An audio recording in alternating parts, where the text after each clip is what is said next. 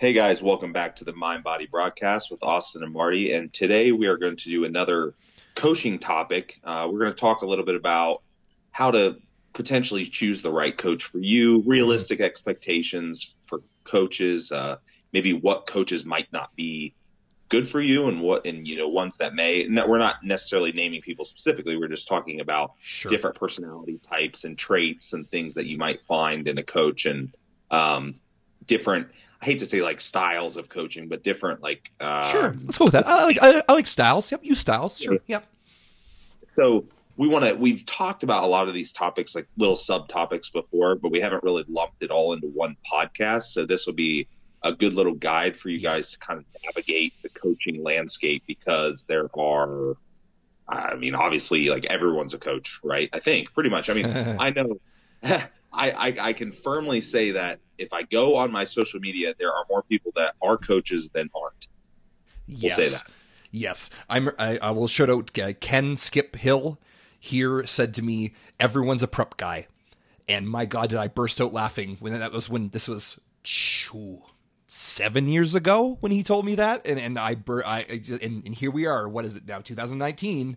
And yeah, everyone's a prep guy, right? But yeah, Ken Skip Hill, amazing coach. Have you ever met Skip? Yeah, he was at the live podcast. I literally sat right beside him. Oh, I'm so jealous because Skip has been a mentor, a friend. Like I love his Facebook. He even has a frigging cat shirt that he put. So I have a cat too, and like we're homies, man. Like, but I've never met him in person. I need to. Like it'll be just awesome. So I'm super jealous of that. So, anyways, you go ahead here. Yeah, he is super chill and nice. You definitely good. Yeah. So we'll kind of just kick it off then. I think at first we can kind of identify like what, because Marty and I were in a certain subgroup. We do online coaching pretty much exclusively, other than local clientele. Like if we have a local client or somebody that wants to travel in and see us, of course we'll look at you, help exactly pose, yes, but we're not actively scheduling PT work and things of that nature. So that's your one, obviously, like that's your one group and that's mainly what a lot of the people listening here are going to be taking advantage of. Yeah. I feel that that's probably the primary thing. And, but the in-person coaching, like, I can see merit in that for some people. And there's people that do thrive off that. Though I think that as technology gets better and we get better at our online craft, like that slowly has dissipated more and more, because now, we can do everything. Because now we have videos and stuff as well, to where if we need to look at a video of somebody doing something, we can see it. So they don't have to be in front of us. So we have 900 different ways for voice communication. If something's urgent and we have to do a Skype, or we have to do some kind of call, like I've done calls on, and people don't even realize this, Facebook Messenger and Instagram Messenger both have a calling feature. You just hit a button and you're on. Yeah. Yeah. So, see? Yeah. So it's super easy. And there's, Wi-Fi, if you have internet or 4G or whatever going on, you can pretty much make it happen at any point. So, that's probably going to be our primary crowd, but I think maybe we could talk about what type of person might potentially not want that, might potentially want somebody in person. Is there anything like a trait or maybe like a novice competitor or something, or anything that sticks out to you that they might want to investigate that? Yes, exactly. Because if you're flat out never been to a gym, then you're probably listening to the wrong podcast, right? But you want to have someone that not only do you click with, that is ingrained into what you want to be, in a sense of like, social media is social media is social media, right? You can listen to our marketing podcast, you can listen to our social media podcast, all about that kind of fun stuff. But like when it comes down to coaching, you can take a look at there's teams out there. There's bigger companies and things like that. Do you want to be part of that? And what kind of, how much attention do you want? Like for one-on-one personal training, that is X amount of dollars. Like, well, frig, if it's going to be X amount of Canadian dollars versus American dollars, it's going to be 1 million Canadian versus American. I'm still angry at you guys. We never ever gets about. Anyways, doesn't matter. So, but you can find someone that is affordable for you, but also you're not going to get that quality of a product if you don't pay for it, ladies and gentlemen. And I can't stress this enough. Like, between apps such as MyFitnessPal, like even the one that was Avatar and things like that, like, sure, yes, there are so many options out there. And if I'm sure you've listened to Austin and I say this tons of times, we're not trying to market ourselves. We're trying to help you guys out, you guys and girls out, because we want you to have all the information possible, because it's such a vast sea of info everywhere, right? You turn left, you turn right. Where do you go, right? So here's something you can try and help you. So having said that, so do you want someone local? So if it's your first time competitor, then maybe you, for posing, everything else we've talked about that before as well on other podcasts. But what are your expectations of the coach? Like, do you want them to be face to face? Do you want them to be there at the show? Do you want them to be only online? Like, I'm trying to think about anything else I could say. Something you feel a part of. Like, so for the financial thing, it's make sure that you are not only investing in someone that you feel that you've done your homework on, that you've talked to their competitors, their ex-competitors, well, anything like that. Just see the experience. Austin, you go ahead. Okay, so if I'm being honest, and this is going to sound like super biased, you better be honest, baby. You better be. it obviously, I can't think of many good reasons why somebody would absolutely have to have somebody in person, if I'm being honest. Like, I'm just, because I get you. Yeah, go ahead. Like, outside of, unless you want an actual personal trainer that's training you every session, I just don't see a ton of merit in it. I mean, and even if, okay, you can talk about wanting the coach to be at your show. We can put that spin on it. Now, that's fine.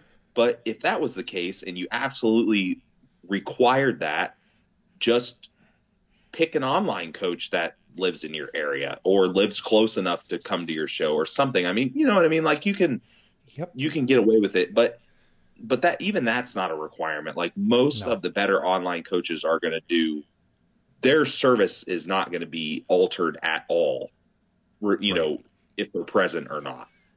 Yeah. So, and then you mentioned the financial part of it.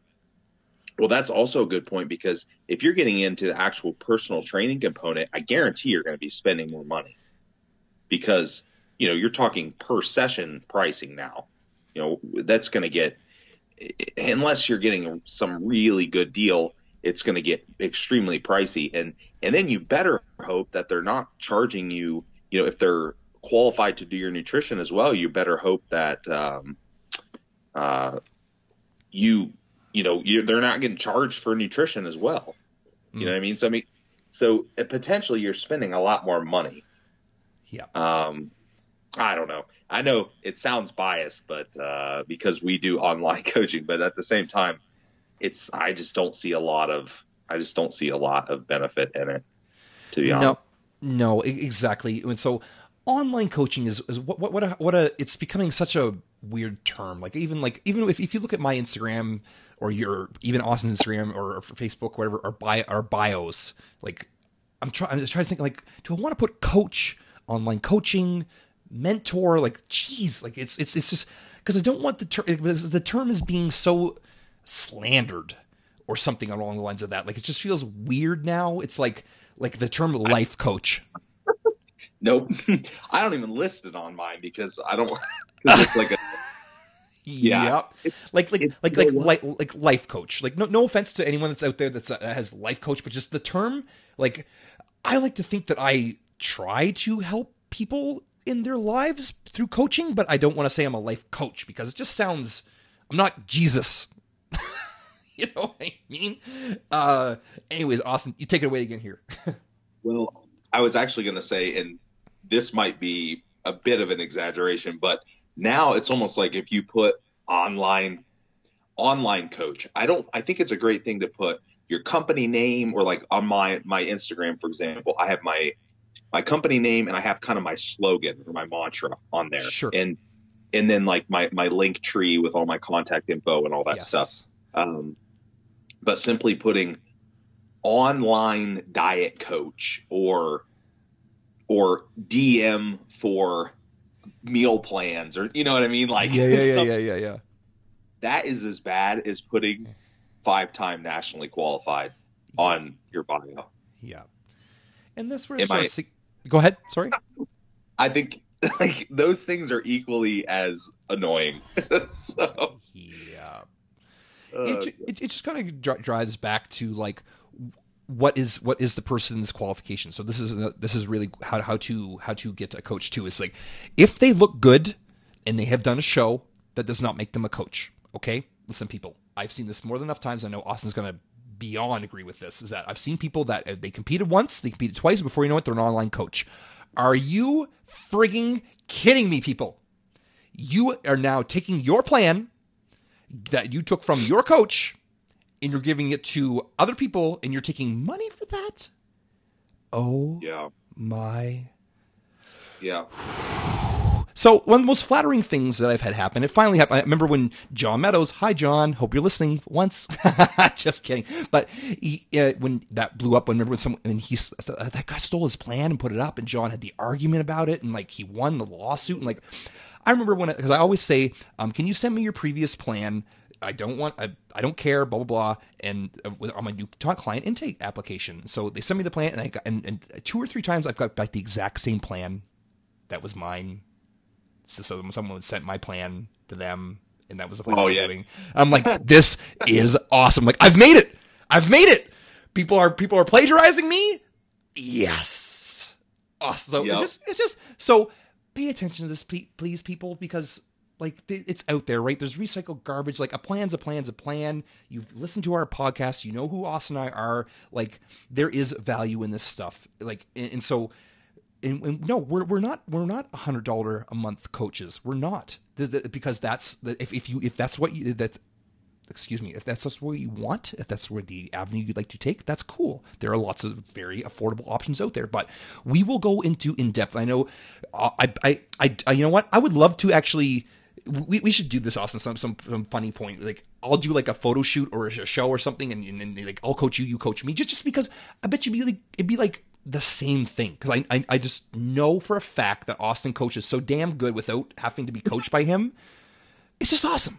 You know what I mean? Because and we were just talking about this before the show. Like there's such a niche network of really good coaches that like I can say yes, here, go to Austin because he's awesome, and they go okay.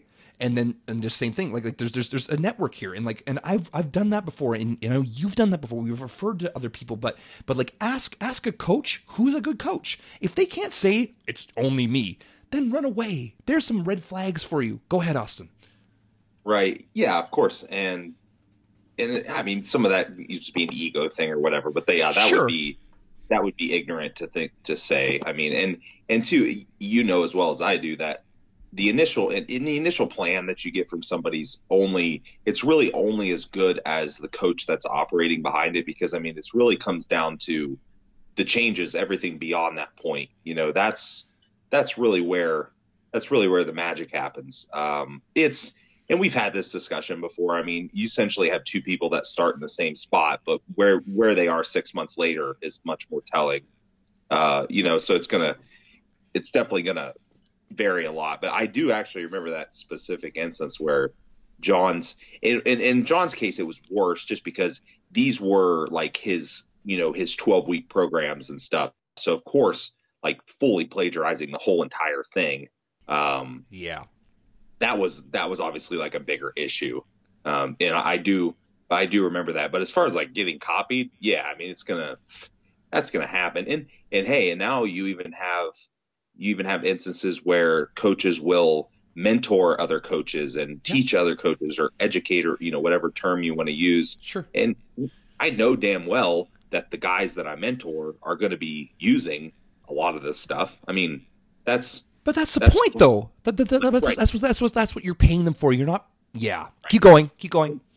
And that's okay. But the thing is, that doesn't, like, plagiarizing something doesn't even make you a good coach. You could be the best damn plagiarizer in the entire world, but that doesn't mean that you know what to do when the plan stops working. That's really what a good coach is going to be able to do. They are problem solvers, troubleshooters, analytical, detailed, dynamic. That's a good word for it. So whatever descriptive or adjective you want to throw in there. I mean, all these things those are going to be the qualities of a good coach, because again, I mean, progress won't be linear, and your initial plan is certainly not going to be the same plan that you're going to be doing for the next X amount of months.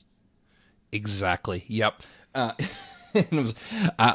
was, as much as I could, I had to mute the mic. Thank God I did, because I burst out laughing, because I think when it was, as you were talking, I wrote down, "What do you want?" And it reminded me of the Ryan Gosling. What do you want? And that's for a coach, right? Like, what do you want? Like, because that's what you need.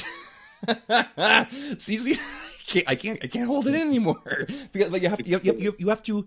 That is a boys and girls. What do you want? So, and if you have, I want a coach that is there. I want to be able to text my coach. I want to be able to email my coach. I want to be able to my coach. I want to have a response on Mondays and Sunday, whatever. Then that's going to charge more. You're not going to have this immediate attention for $100 a month. Okay, like sorry, go ahead. Yeah, so go into the communication thing a little bit, because I've heard expectations are really all over the board, and I've heard it's obviously that's absolutely a quality of a really good coach, and I've heard some freaking downright horrendous stuff. Go ahead.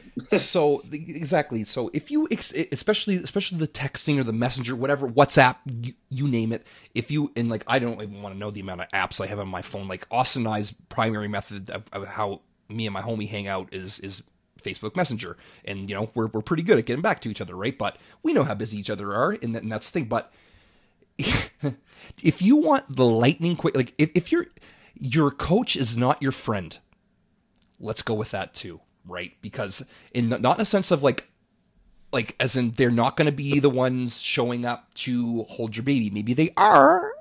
I don't know. But like, as in there needs to be a relationship there that is like a friendship, but also not at the same time. I even seen that as a marketing tactic. They say, this is my friend and client.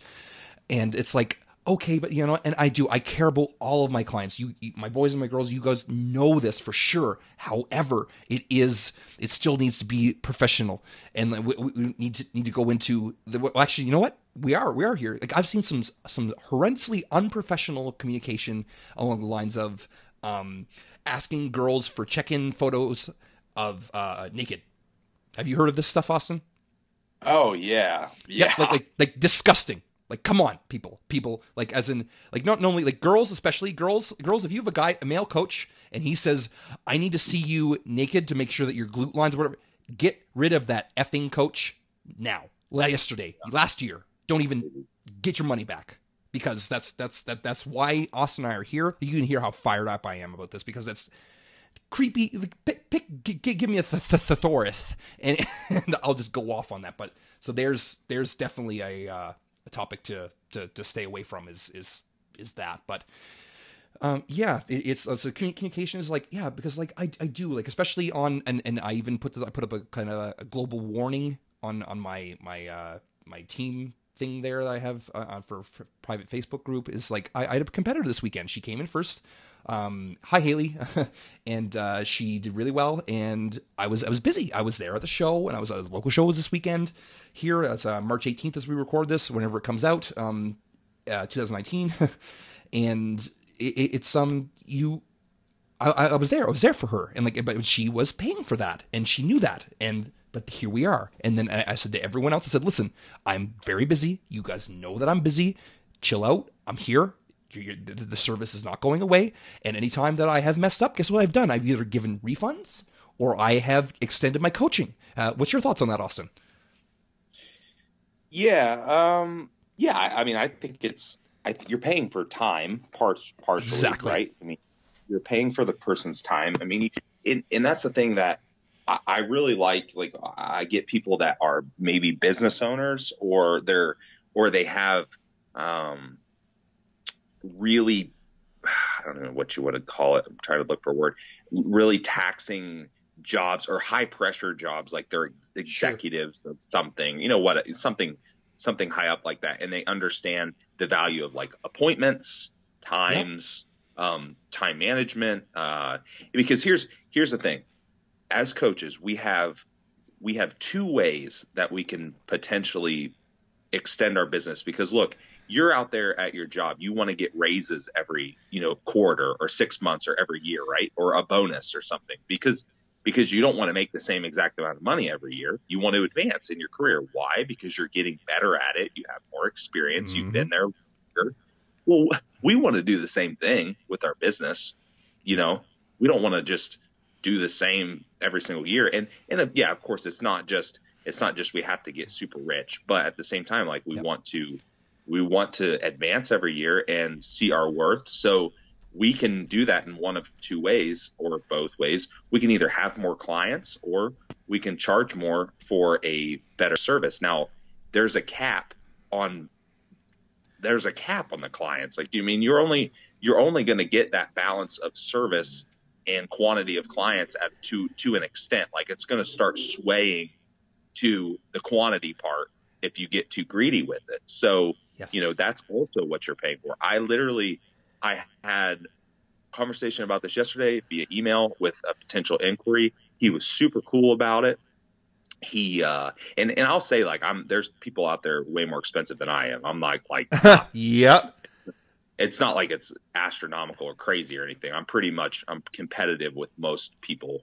But anyhow, he's like, hey man, I just can't afford it right now. But cause he's getting a new house and he's still working on paying off his old house and all this. But I really want to afterwards because I value your service. And he goes, and your communications have been good and yada, yada, yada. And I said, yeah, there are $100 a month coaches out there, and you're going to get one of two things. You're going to get a brand new coach, which is fine. They have to get better. Right. But you're either going to get that or you're going to have someone that has 200 clients, and you're not going to get the service. Like if you want a 2-word response, or if you want those emails that don't even really address your issues or whatever, or if you want to wait, forever to get a response to your updates, if you want the coach that is not going to be available when you have a problem, then guess what? There are plenty of them. And they don't cost that much, So, you definitely get what you pay for. And and I always appreciate the people that see the value in that. And we're always able to form good relationships and stuff that way. And they always kick ass. They're awesome clients because they take advantage of that stuff. So, yeah. Yeah. So I'll flat out say, I think it was 2017 October was when I hired my first very high-end, high-ticket business coach. And his name, and I'll show him out here straight up, John Romaniello, and he was amazing. And I think I mentioned this to you before, Austin, too, but I'm not putting it in public. But he, at the time, I bet you he's more now. He was $1,500 American per month. Right. Yeah. And yes, and that's not even close to what I charge for my coaching. But I was like, this is because I needed to know how to get better for my clients, because I need to. So this is, and the reason why I'm telling you this is because here's the side story, people. If your coach is not investing in themselves to get better for you, either by their business or their nutrition, or they're not going to courses or not learning more, if they're just, that's something to pay attention to, because I know that's why I friggin' love Austin, because Austin reached out to me. We blah, blah, blah. That's how the whole podcast even started, because this is that network I'm telling you about, that these coaches are going to get to the point where they're going to be capped out. And like, do you want the $100 a month coach, or do you want the service, we'll call it? Like, do you want to actually be coached into the point where you're you're taken care of. You're not going to have health problems. You're not going to have X problems. You're going to be where you need to be, where you want to be. Yeah, that's another great example. So you're also the people that might be charging a little bit more. Like we are reinvesting a lot of that stuff as well back in ourselves. We're not just. It's not always as simple as we're just pocketing it all. Like, yeah, I mentioned the whole business aspect of wanting to grow your business. Duh, who doesn't? It's not like, you know what I mean? I mean, that's kind of the point. But we are reinvesting. I mean, like Marty, you mentioned the business coaching and networking with others and traveling to seminars. And you know what? We'll travel and go to different stuff, and it's mainly just to network. And sometimes the best stuff is like, I'm paying for the travel, but the best stuff is just being in person and talking to other high level, like-minded people. And you always are picking up little things. You're like, oh yeah, okay, I can use that, or I can do that, or I can tweak this and do this better and do this better. And, but all that stuff costs money. We get better through experience. 100%. That's number one learning tool. Yeah. But I mean, we're definitely, most good coaches are definitely continuing education. And I do things like, I give you some more examples. Like I do things like, it's simple stuff too. Even if we're buying a book or we're paying for a subscription to an informational website, or we are,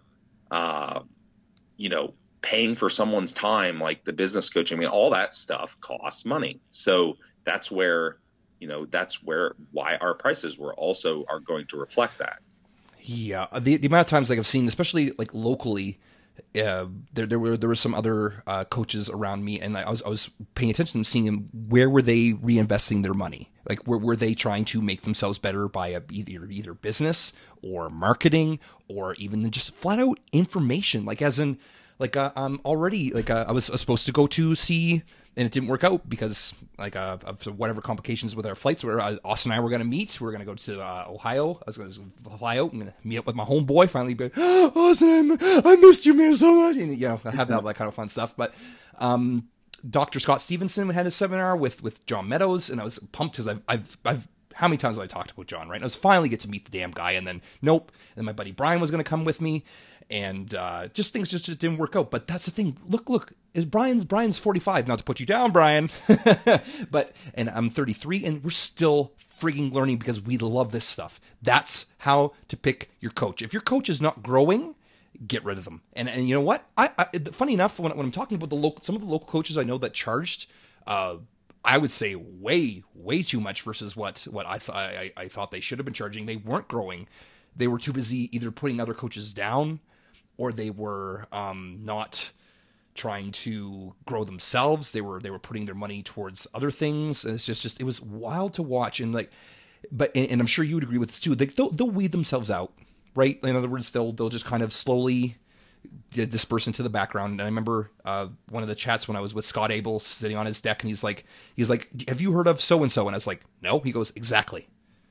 Because they just go away, Marty. Because you just keep doing what you're doing, believe in what you believe in. You do your research. You talk to people like me who you respect, and look what will happen. And that was, I'm coming up on 4 years ago when I was sitting on like having a water and tanning with Scott Abel at his house, which was like, I'm like still basking in how amazing that was. But just like it's so freaking cool. He's like, Austin, I don't think you even know these people, these contest prep people. And he's like, where are they now? Because exactly, where are they now? They're nowhere. And it's not trying to put these people down, not trying to pump our tires or anything like that, but just as in, we're trying to say, if people have like Scott's someone that you can look up to. Scott's been doing this for 4 frigging decades, people, and he is not cheap. I think I don't think he takes on clients anymore, for God's sake, because he's that level. But that's the point. Is look at that, like because how many years you been doing this now, Austin? Again, sorry. Just past that 10-year mark. Yeah, exactly. And I just hit that 11-year mark. So it's there's a book out there too called the Perennial Seller by Ryan. I forget. It's called the Perennial Seller, and it talks about every year. like every decade that something is there, is going to keep going. It's like how Facebook's been around for X amount of years. Facebook ain't going anywhere. You know what I mean? It's like just things will compound, right? And so that's it. You look at these coaches that have been there; they're probably going to be around. Like Weight Watchers. Weight Watchers has revamped the game. They're the best out of those bigger companies or whatever. Weight Watchers, like Jenny Craig, whatever. But Weight Watchers, they've revamped it because they keep going. Why? Because they're the OG. They got in there first. They actually care about their clients and stuff. If you want to take that route, go for it. You know, they keep improving, but that's what people miss, is that the whole improving thing. Go ahead. Yeah. So here's, and you might be asking, people want some tangible stuff here. So like, sure. how can we figure out what the coach is all about? How do we know this? Okay. So I think that, and not always, because social media can be very deceiving, but that could be a good place to start, certainly. And pay attention. Like, I know, and this is always really, I love hearing this, where I have a client, like a new inquiry or something, and they say, I've been following you everything for 6 months, and I really like what I see, and I want to, talk about coaching or whatever. So, and that's good. That, to me, is a person that has done their homework. Exactly. They probably, a lot of the time, they've probably also followed other people, or maybe emailed them or inquired with them as well.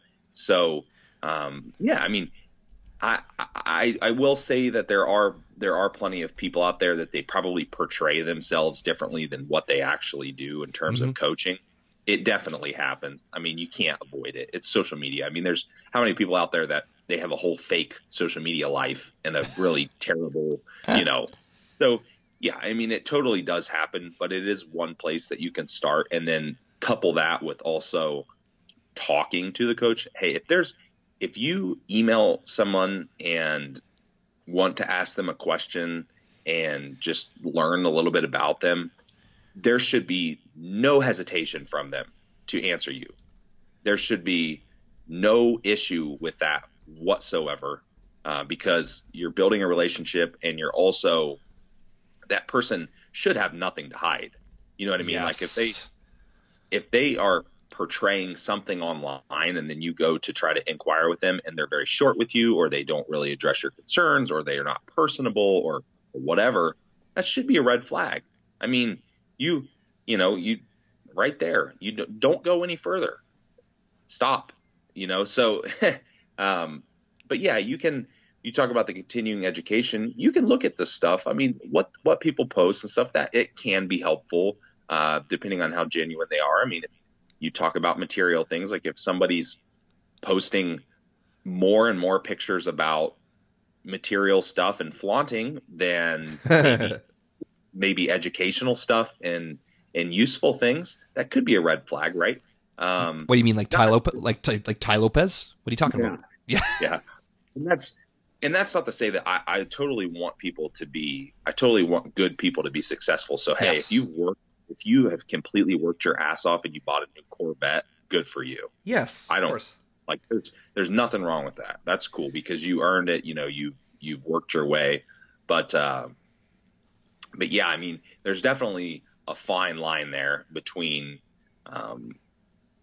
what you see, what you see is what you get type of thing. So yeah, you can just investigate, ask questions,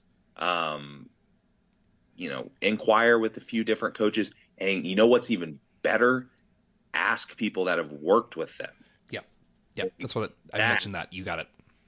And that so now you're taking the coach out of the equation, just because the coach might not even know that you asked. You know what I mean? Yep, and that's right.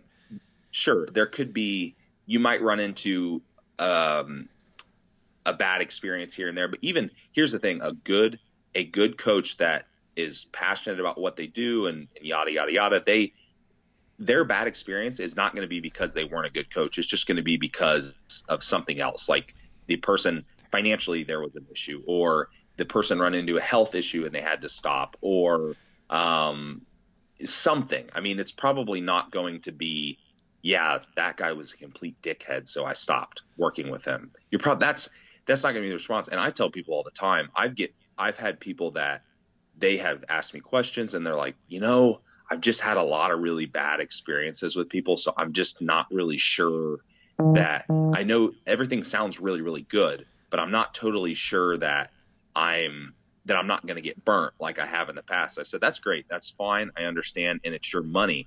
But here, how about you talk to, and I can give them examples, or I can give them 10 different people. That way they're not getting like, my favorite client or whatever, something stupid like that. And I'm like, talk to them, ask them questions. I literally have nothing to hide. And, and that's a seller right there, right there. If you're getting that kind of a communication, that should be a pretty good sign that you're probably working with that's probably a pretty good candidate. My best selling point have been my client successes. Like, in terms of the girls that I've helped or the boys that I've helped, they have gotten me the most clients because people have reached out and said, hey, what's it like working with Marty? And they'll give me a testimonial as in they'll give the person that's acquiring a testimonial about myself, and before you know it, they're and I always have on my application, how did you hear about me? And whoever it is, and then like not only will I thank the person that is referring me, but like I'll reach out to them and I'll do something for them, because that means a lot to me, because that's it. Your people are your billboard. Right, as a coach, that's it. Like if all your clients are saying terrible things about you, you're not going to be in this business very long. And if they look good, they feel good, they're going to tell other people.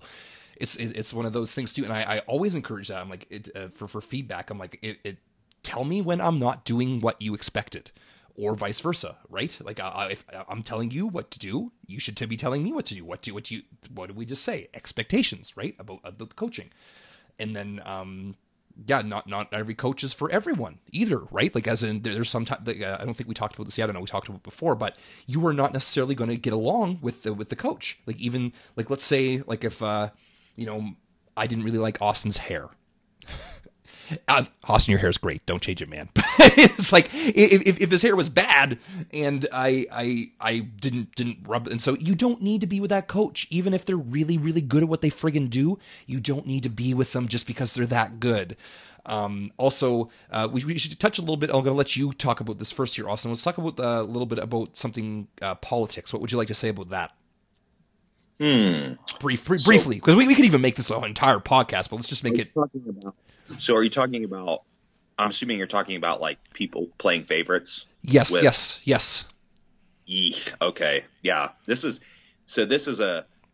You're going to run into this, unfortunately, a lot more than you should. Yep.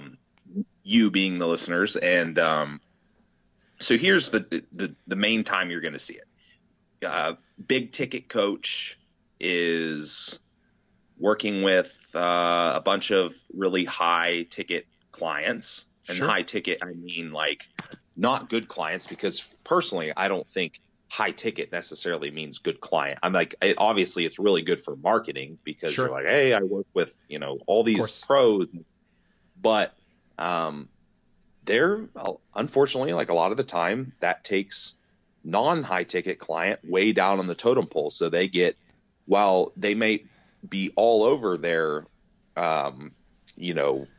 IFBB Pro, Olympia caliper client, they all, all the time, you might not get shit for communication. You might not get, they might not even answer emails timely, or you're not going to get the same attention to detail. You're just not going to get the same service. And that unfortunately happens a lot. And you know what? I'm honest with people. Like, I'll get asked, hey, what do you think of so-and-so as a coach? And if it's, maybe one of those people, and I'm honest, I said, hey, they are obviously probably, I mean, I'm not 100% sure, but I'm assuming they're probably pretty intelligent people, and they're probably a pretty good coach, but what do you have to offer them in terms of marketing and in terms of their social media presence and all that? I said, that's the only thing I would take into consideration, because it happens way too much. And unfortunately, you want to even go deeper into that rabbit hole. A lot of those people will they will work with a lot of high level people that don't even pay them. They work with them for free. Yeah. And all the people that, all these, I'm not going to call them low level clients, but all these like non big ticket clients and non social media presence clients, they get screwed, and they're the ones paying the bills in the first place. Yeah. So, that happens a ton. I'm like, look, man, you're just not going to get, I'm just being honest with you. Nothing against them, because they're probably good at what they do. It's just, they're not, their priorities are skewed. So here's the other thing too, is if you're a competitor and you are part of a team or whatever, and you come in 11th, and you see you have, your coach has 10 people in a show, and they have 5 people first place and whatever, and you're 11th. You're one of the 11th people, and then after the show, you don't hear from your coach, and you're not posted about on social media, or especially even so, like, yes, I will put up stuff on social media that's for everybody, like, not only to show like what success my clients have had, but also I'll put up information to just like Austin. But it's not that they don't get the attention. That's the thing, is that they get the same exact amount of attention. And I think every single one of my clients can vouch for this outside of the contest prep time, which we talked to them about this. Every single one of them knows this. I'm very transparent about this, but I've seen it time and time again, and I can't stand this when the coach, and this is exactly what this podcast is about. If you see that your client, or that they have their clients that are the prize ponies, we'll call them the trophy girls, and then you're just kind of fade into the background, or you're not even in the pictures with the team or whatever. It's like, just because they won, you didn't win. Okay. You know what I mean? It's like, so, and it's funny enough, like I have to talk high of my clients, because I think mine are the ones that have, we'll say, smartened up, and they've gone, okay, you know what? I don't need to be part of, quote unquote, a team and wear a whatever jacket, to like a high school football jacket, to make myself feel cool, as long as I feel that I'm getting the best experience and I feel really friggin' taken care of. Yeah. And you can, and it really comes down to, like, what do you define a good client? Like, how do you define a good client? Because again, I'm totally pumped to brag on people that work their ass off, even if that just means that, exactly, right. Even if that just means they're the soccer mom that, lost that last 10 pounds that they'd really been struggling with. That is a freaking win. And I'm going to post about them, and I'm going to brag on them, and they should be proud of themselves, or whatever. 100%. But yeah, I mean, there's plenty of, like, this is more of the good client versus bad, like how to be a good client thing, I guess. But yeah, I mean, there's plenty of high level competitors and things that just don't work very hard and have, genetics, whatever you want to, sure, whatever you want to go into. But yeah, I mean, you will see that, I think. And hey, that could be another good thing to look at on social media as well. Look at the people that are talked about. Look at the posts. Look at the people that are getting attention. Is it, and if you're mainly looking for like contest prep, for example, are they posting a variety of people, like of beginners? Are they talking about their beginner clients and their advanced clients? Are they just talking about maybe 5 of the same people for the last 3 years? You know what I mean? Yeah. Are you seeing somebody? Maybe another good sign too is maybe look back, if you want to really dig, maybe look back in their posts for, I don't know, 3 years, and see, have they posted about somebody more than once? Maybe that could give you some indication of turnover rate. I mean, there are people. Here's one for you. And there are people that they turn out tons of good contest prep clients, but it's at the expense of their, it's at the expense of their health. And these people like literally don't even lift a weight ever again after prep. Like their life is ruined. Yep. You know what I mean? Yep. So yeah, great. That looks awesome on social media, but these people have a shelf life of 2 shows and then they're gone. Now, reckless coaches, man. Yep. Right. Does that mean that the coach is good? I would argue that means that means they have an agenda, not the agenda of the client.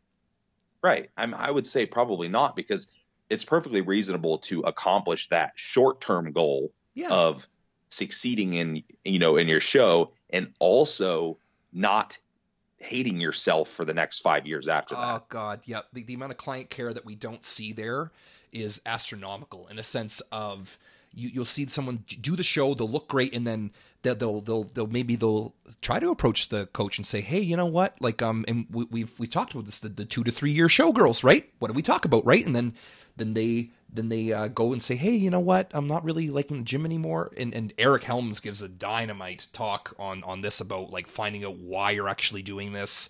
Like, are you doing this for the trophy, or are you doing this because you love this? Are you doing it for the bucket list item? We're talking about competitions here, obviously, but it's one of those things that you just, and if you're trying to talk to them and say, hey, I'm getting burnt out, and the coach just kind of isn't there, or like you said, they drop off of social media. Like, those are the people that you need to look into. Like, I love that you said that. Like, go back and to see on the social media posts, are they still being posted about? Are they not being posted about? And then client turnover. Like, I've had some clients that have been with me for 8 out of these 11 years. I'm not kidding. Like, and I know you've had some long time, like, it's called staying power. Like, I have that written down to talk about staying power, because how long has the coach been around, but also how long have they had clients for? Are they just like a mill? Like, as in they just pumping out new clients, and you only see new clients being posted about? Or do you see them from show to show to show to show in a good way, in a healthy way, because they want to stick with that coach? Have they been with them for a year, 2 years, 3 years, 5 years? Because that's the relationship building, and that's how good that's how much they want to stay around. It's just like a restaurant or whatever. You're going to go to the place that you really like because you've got the best service and you've got the best food. Yeah. Yeah. And normally what you'll find is the turnover that these people do have is probably for maybe a financial reason, or maybe, that's right. Maybe their goals just changed, or something in their life changed. The turnover is normally not anything negative. You know what I mean? It's not the people that aren't working with them currently that have in the past. It's normally not because of a negative reason. You're not going to find that they screwed over a bunch of people. So don't even talk to me about, like, well, there's the thing too, is that you pay someone now, you don't even get a plan. Like, that's what we're talking about here. Yeah. Yeah. Well, so I know we're kind of going more on things to watch out for and things to look for. That's right. But maybe we could talk a little too on. Let's see what else. How else can we say this? Because I want people to be able to pick the right coach for them. So I do, and I'll get your opinion on this. Do you think that there are types of coaches that are going to be more, that are going to work better for other people, or do you think that a good coach should be well-rounded enough to work with just about anybody?